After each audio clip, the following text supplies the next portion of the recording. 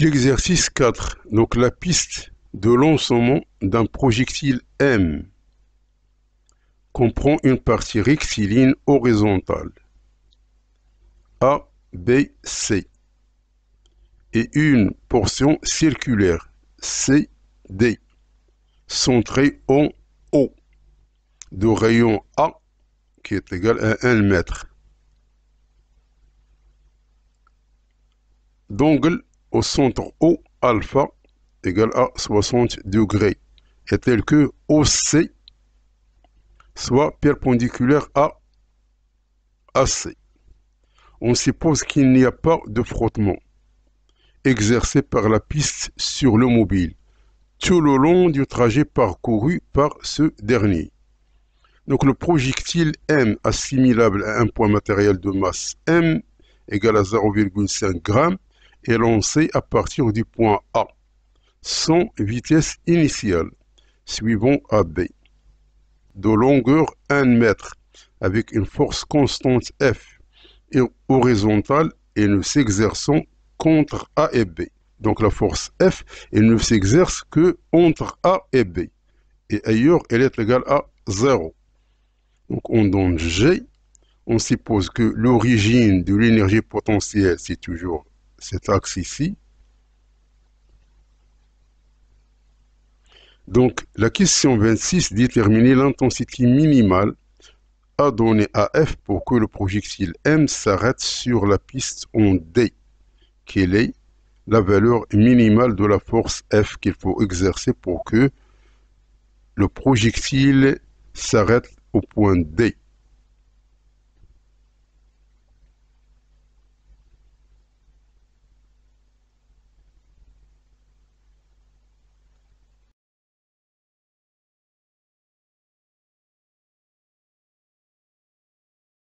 Donc le projectile dans une piste qui est circulaire. Donc la force minimale pour que le projectile arrête en D. Donc on va utiliser ce qu'on appelle la conservation de l'énergie. Donc on a la hauteur maximale en D. Donc la hauteur ici. Donc on a ça, c'est tout simplement, ça c'est le rayon, c'est A. Et ça c'est A. Donc cette partie-là, ça c'est A cosinus alpha. Et cette partie-là, c'est A moins A cosinus alpha. Donc c'est-à-dire que cette partie appelée HD, la hauteur D, c'est cette expression ici. Donc l'énergie potentielle en D, c'est mg fois hd. Donc on a la masse, on a G, on a la valeur de hd, c'est-à-dire 0,5. Donc ceci, elle est égale à cette expression ici. Donc le théorème de l'énergie cinétique entre A et D, entre A et D. Donc la variation de l'énergie cinétique, elle est égale au travail des forces appliquées au projectile. Donc il y a la force F et il y a le poids, puisque les frottements sont négligeables.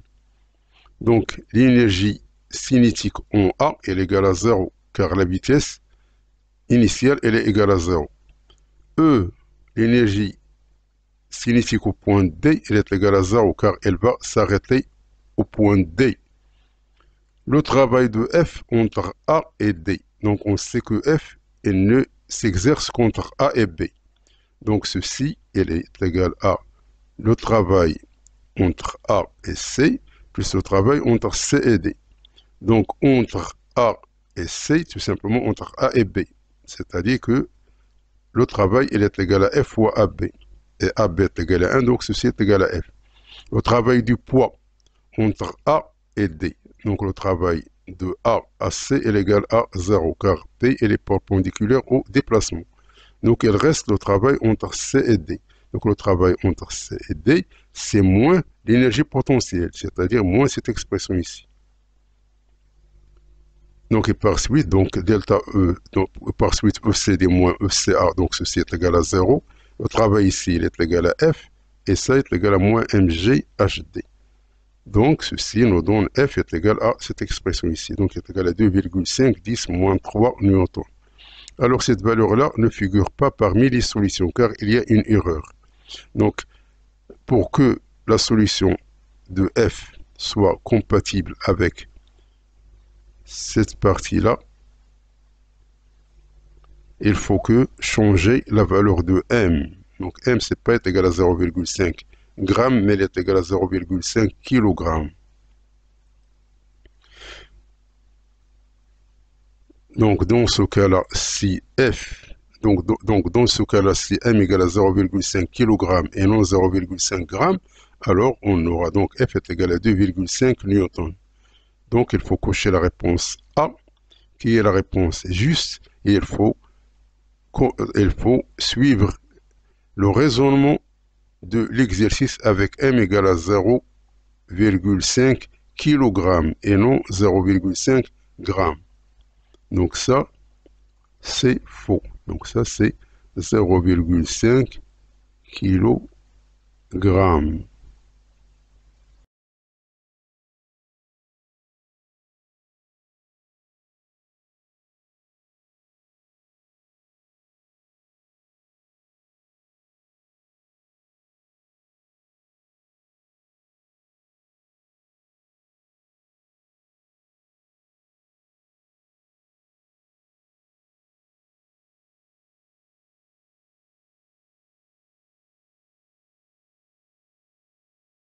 L'exercice 27, l'intensité de la force F est égale maintenant à 150. Donc au lieu de 2,5, on va prendre F est égal à 150 newtons. Donc la valeur numérique de la vitesse V au point D, avec laquelle le projectile M quitte la piste en D. Donc il va venir ici, puis il va quitter D. Avec F, elle est égale à 150 newtons.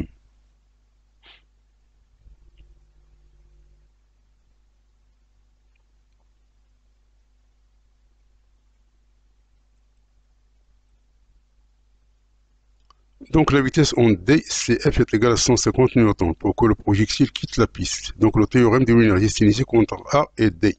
Donc on a toujours cette expression ici. On a ECA, toujours son vitesse initiale, donc est égale à 0. ECD, au lieu qu'elle s'arrête, maintenant elle va se lancer à partir de D. Donc on va remplacer ECD par un demi MV carré au point D. Donc tout ça reste constante.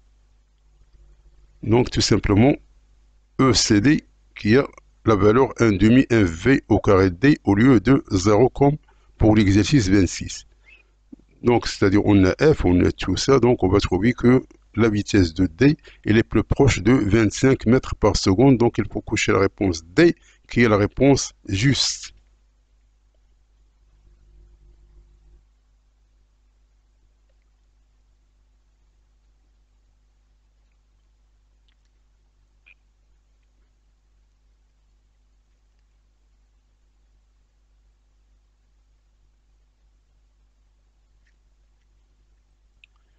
L'énergie mécanique du projectile en D.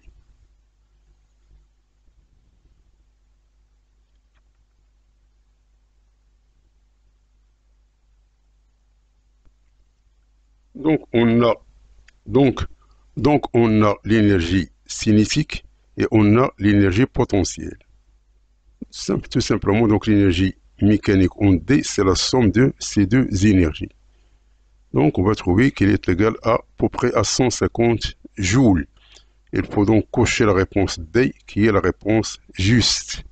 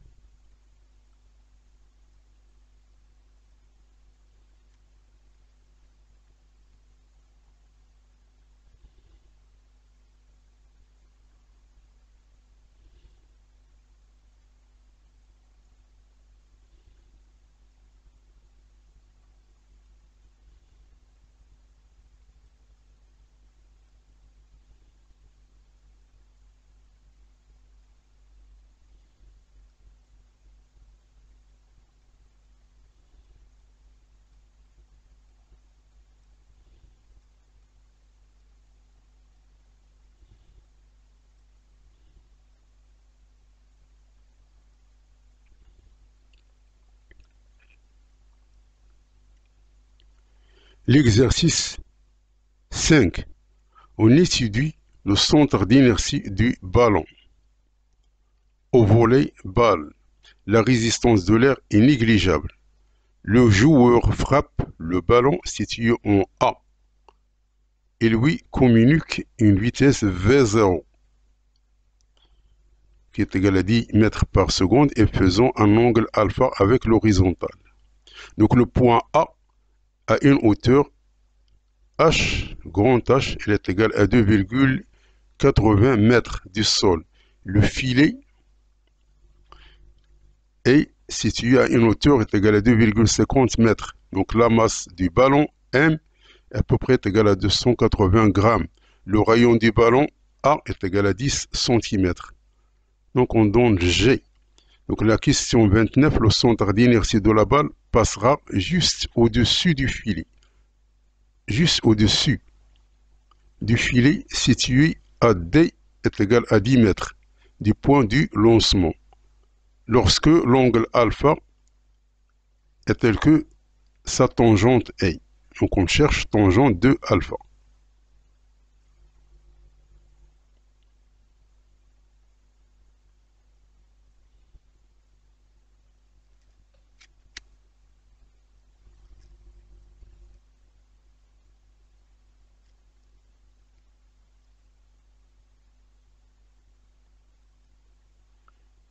Donc on a H, on a H, on a le poids P, on a la distance séparant le début de lancement avec le filet.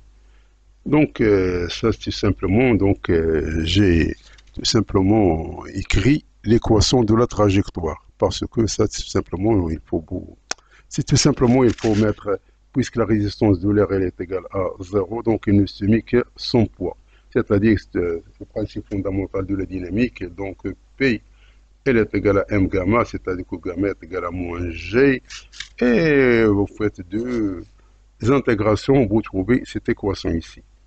Maintenant, on a 1 sur cosinus carré alpha, c'est 1 plus tangente carré alpha. Donc, on a cette expression ici. Avec x est égal à 10 mètres, y elle est égale à h, et v0 elle est égale à 10 mètres par seconde. Donc, on va prendre y moins h, c'est cette expression ici. On va le remplacer le g, le x, v0. Ici, on va trouver cette expression ici. Donc, on a une équation du second degré en tangente alpha. Donc, il y a cette expression ici. Donc, on calcule le delta et on calcule les deux expressions. On va trouver que cette valeur est égale à moins 0,145 qui est inférieur à 5 et 0,345 qui est inférieur à 5. Donc, tangente alpha, elle est inférieure à 0,5. Donc, il faut cocher la réponse A qui est la réponse juste.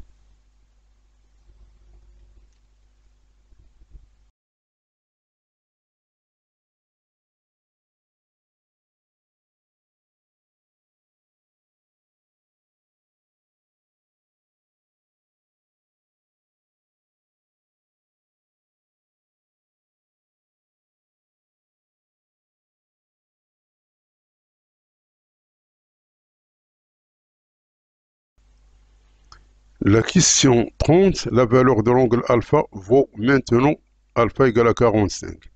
Donc, on fixe alpha est égal à 45. Donc, si alpha est égal à 45, tangente alpha, elle est égale à 1.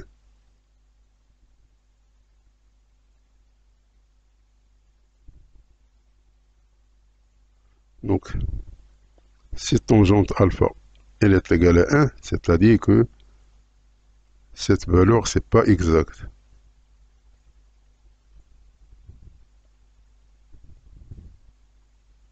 C'est-à-dire que cette valeur qu'on a trouvée, c'est pas exact. Donc, ou bien tangente alpha, elle est dans cet intervalle, ou bien dans cet intervalle ici. Ou bien cet intervalle ici. Donc ça c'est faux. Est-ce qu'il y a une erreur ici dans le calcul? Je ne sais pas. Mais ça, c'est pour. Donc, maintenant, donc alpha est égal à 45. Le service dans ce cas est réussi. C'est-à-dire que le centre d'inertie de la balle passera au-dessus du filet d'une hauteur H'. Il touche le sol dans le camp adverse entre le filet et la ligne située à 9 mètres du filet. La hauteur H' au bout de laquelle la balle atteindra le filet a une valeur égale.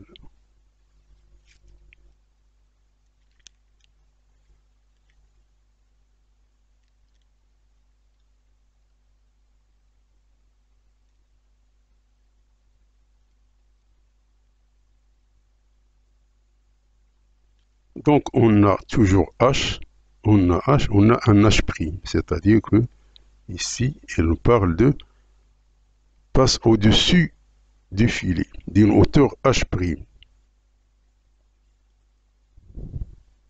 Donc, on a toujours l'expression de la trajectoire, on a tangente alpha, elle est égale à 1, et on a Y, donc ici Y, elle est égale à H plus H'. Et toujours ça, c'est H pour le début, c'est-à-dire ça, c'est Y0. Donc, on a cette expression ici, moins ça est égal à cette expression. Donc, on a cette expression ici, moins H, elle est égale à cette expression ici. Ce qu'on cherche, c'est la valeur de H'. Donc, on remplace tangente alpha par 1, on remplace X par 10, V0 par 10, et ainsi de suite. Donc, on va se trouver que H' est à peu près égal à 30 cm. Donc, il faut cocher la réponse D, qui est la réponse juste.